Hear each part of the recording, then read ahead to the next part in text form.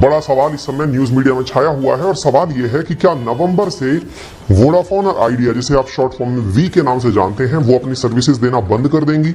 इस सवाल के बारे में आज हम चर्चा करेंगे और साथ में ये भी जानेंगे कि अगर ऐसा हुआ तो बचे हुए कस्टमर्स का क्या होगा, उन कस्टमर्स का क्या होगा जो कि लंबे समय से वोडाफोन के साथ कनेक्टेड है। तमाम बातों के बारे में आज के सेशन में चर्चा की जाएगी।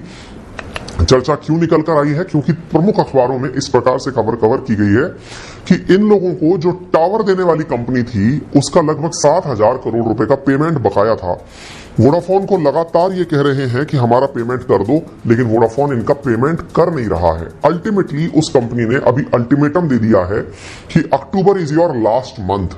अगर आप लोग हमें अपने पेमेंट नहीं कर पाए, क्योंकि आपको मालूम है ना, सब सर्विस प्रोवाइडर्स, ऑब्वियसली बात है, आपके आसपास भी नेटवर्क जहां आ रहा होगा वहां पर टावर लगे होंगे, तो टावर लगाने की जो कंपनी है वो दूसरी है। तो उस कंपनी ने इनको समझाते हुए कहा है कि यदि आप लोगों ने हमें पेमेंट नहीं किया तो हम आपका काम नहीं करेंगे। यानी सीधी सी बात है, अगर टावर बंद तो पेमेंट बंद। अब आप पूछेंगे कि सर हो सकता है पेमेंट हो जाए तो काम चल जाएगा। नहीं साहब, वो कंपनी बहुत लंबे समय से पेमेंट मांग रही है। 7,000 करोड़ का पेमेंट बकाया है। बार बार इनका डिफर पेमेंट होता चला जा रहा है और थोड़ा बहुत नहीं, इनका बहुत बड़ा अमाउंट ऐसा है जो कि डिफर हो रहा है। डिफर का मतलब चुका देना चाहिए था लेकिन चुकाया नहीं है। इस तरह से बड़ा स्टेक बनता जा रहा है। एक अपने आप में बड़ा डर यह भी है कि कहीं ऐसा तो नहीं कि वोडाफोन और आइडिया देश में फेल हो जाएं। और आपको मालूम होगा, मैंने पहले भी आपको पढ़ाया हुआ है कि पहले भी सरकार से ये कह चुके हैं कि आप हमारा सारा स्टेक ले लो और हमें सरकारी कंपनी डिक्लेयर कर दो। क्यों? क्योंकि इनके ऊपर already adjusted gross revenue that is AGR, उसका बहुत बड़ा बर्डन है। इन तमाम बातों के बारे में चर्चा करेंगे और विशेष रूप से ये सेशन वो भी जरूर सुने। आप केवल ग्राहक हैं इसलिए ना सुने, इसलिए भी सुने, संभव है कि इसकी वजह से स्टॉक मार्केट पर भी असर आए। आइए हम चर्चा करते हैं। यहां पर आप देख सकते हैं क्लियर ड्यूज और लॉस्ट टावर एक्सेस। ये कहना है Indus tower to Vodafone Idea. ठीक है, वोडाफोन आइडिया मींस वी। या केवल वोडाफोन नाम लेना अपने आप में थोड़ा डाउटफुल इसलिए रहेगा क्योंकि मैं आपको वोडाफोन का मीनिंग भी बताऊंगा, है ना।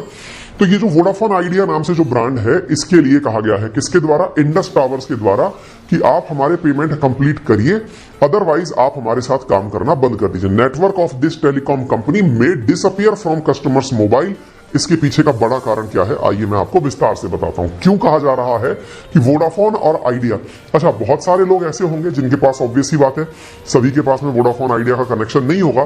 तो संभव है कि उन लोगों से बहुत को ये ना पता हो कि दोनों एक हो चुकी हैं, यानी वोडाफोन और आइडिया एक हो चुकी हैं। मैं आपको एक जानकारी और देता हूं।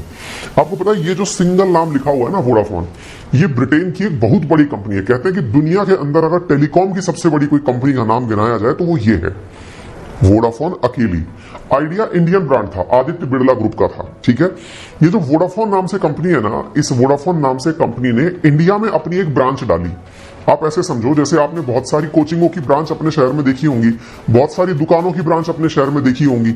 उनमें से कुछ दुकानें चलती हैं, कुछ दुकानें फेल हो जाती हैं। आप देखते होंगे ना, आपके शहर में बहुत सारे ब्रांड पहले खुले होंगे लेकिन नहीं चल पाए तो बंद होकर के समेट के अपना कारोबार चले जाते हैं।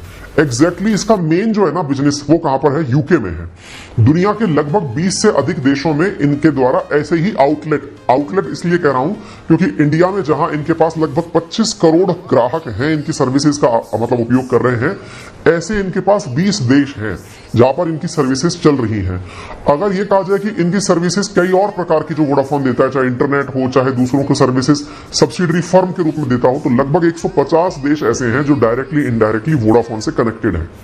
ठीक है, तो अगर इंडिया वाला कारोबार इनका बंद होता भी है तो इनके ऊपर कोई फर्क नहीं पड़ने वाला है।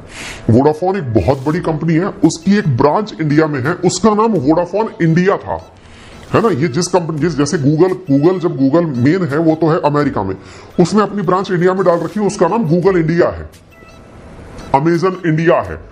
ये सब लोग जब इंडिया में आते हैं ना, ऐसे ही आईटीसी के नाम से आप कंपनी सुनते हैं, है ना। तो ये सब जो है ना, आईटीसी यूनिलीवर की कंपनी है, लेकिन यूनिलीवर ने अपना नाम बना रखा है यूनिलीवर हिंदुस्तान लिमिटेड, है ना।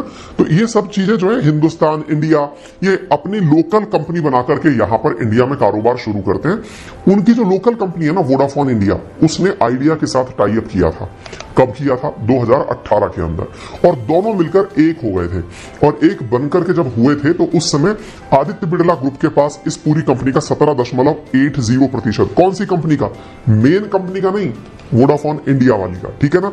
इसके साथ साथ जो वोडाफोन है उसके पास यानी वोडाफोन इंडिया के पास इस पूरे की पूरे यूनाइट में 28.5% हिस्सा रहा। ठीक है।